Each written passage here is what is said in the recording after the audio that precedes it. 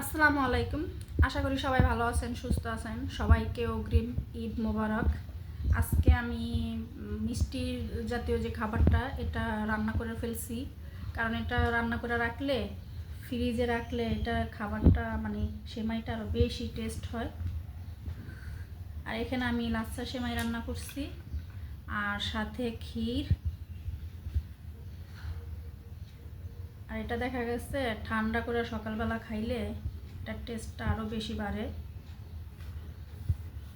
আর এখানে একটু অল্প করে একটু পায়েস রান্না করছি। পায়েসটা আমার মেয়ের খুব পছন্দের একটা খাবার।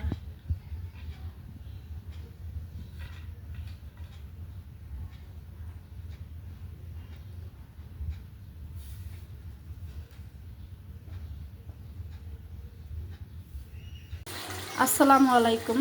আশা করি সবাই ভালো আছেন, সুস্থ আছেন। এই তো ঈদ স্পেশাল রোস্ট করতেছি আজকে মেয়ের জন্য। রোস্টের কালারটা কেমন হয়েছে? আমার কাছে তো ভালোই লাগতেছে কালারটা।